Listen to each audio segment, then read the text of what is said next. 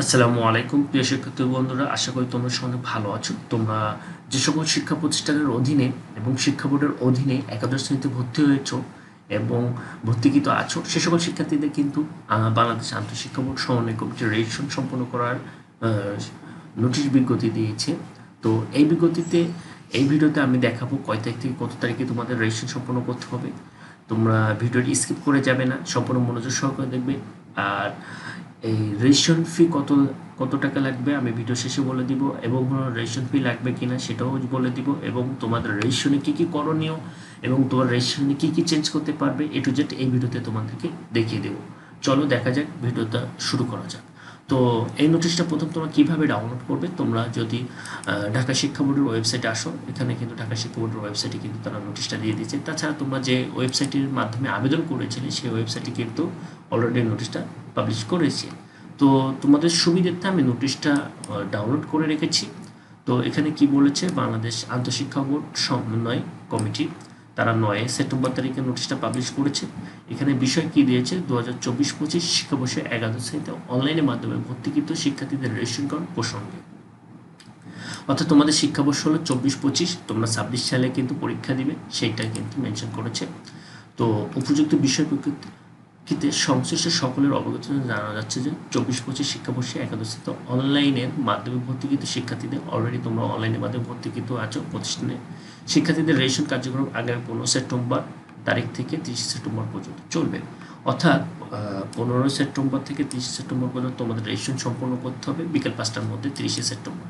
শিক্ষা বোর্ড সমূহ আওতাধীন, অর্থাৎ শিক্ষা বোর্ডের যে শিক্ষা বোর্ডের আওতাধীন দেশের সকল উচ্চ মাধ্যমিক পর্যায়ে শিক্ষা প্রতিষ্ঠানকে ভর্তির ওয়েবসাইট, অর্থাৎ দেখো তারা ভর্তির ওয়েবসাইটটি মেনশন করে দিচ্ছে, এর কলেজ লগ ইন প্যানেল, কলেজের ইন নম্বর এবং পাসওয়ার্ড দিয়ে লগ ইন করে আগামী 30 সেপ্টেম্বরের মধ্যে বিকেল 5টার মধ্যে রেজিস্ট্রেশন সম্পন্ন করার জন্য প্রতিষ্ঠান কর্তৃপক্ষ তথ্য দিয়ে অনলাইনে প্রেরণের কাজ সম্পন্ন করার জন্য অনুরোধ করা হবে।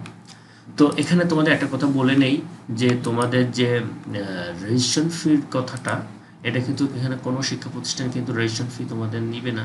এবং কারণ কি, তোমাদের যখন তোমরা হলো 335 টাকা দিয়ে তোমরা নিশ্চয় করেছিলে ওর নোটিশের মধ্যে, এবং হলো যে খরচটা তারা দিয়েছিল আন্তঃশিক্ষা বোর্ড সমন্বয়, সেই খরচের মধ্যে কিন্তু তোমাদের রেজিস্ট্রেশন ফি কিন্তু আছে, এখানে উল্লেখ করা আছে। তোমরা যদি দেখো সেক্ষেত্রে রেজিস্ট্রেশন ফি তোমাদের ওখানে উল্লেখ করা আছে।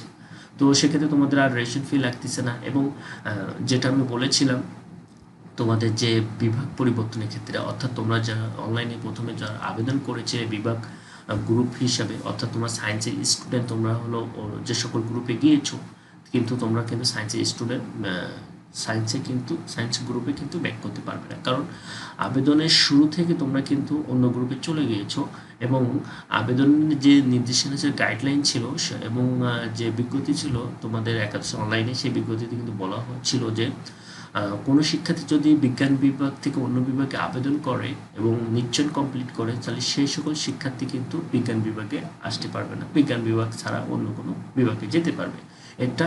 আর আরেকটা বিষয়, তোমাদের রেজিস্ট্রেশনের কিন্তু শিক্ষা প্রতিষ্ঠান থেকে তোমাদের রেজিস্ট্রেশন ফর্ম দিবে, সেই ফর্মে কিন্তু তোমাদের কিছু তথ্য প্রয়োজন, যেখানে তোমার হলো রোল নাম্বার, রেজিস্ট্রেশন নাম্বার, বাবার নাম, মায়ের নাম, এবং SSC roll number, registration number, জন্ম তারিখ এবং তোমার ধর্ম, এগুলো থাকবে। অর্থাৎ একটা জিনিস খেয়াল করবা, তোমাদের রেজিস্ট্রেশন যখন সাবমিট হয়ে যাবে বা রেজিস্ট্রেশন সাবমিট করার আগে তোমাদেরকে কাগজ দিবে, তোমরা হলো জাস্ট ওটা হলো দেখবে তোমার সব কিছু ঠিক আছে কিনা, তারপর সিগনেচার করবে। 4 সাবজেক্ট, মেইন সাবজেক্ট কি, এবং তোমার বিভাগ কি, এবং তোমার ধর্ম কি, এবং তোমার ছবি ইত্যাদি সব কিছু দেখে তোমরা সিগনেচার করবে।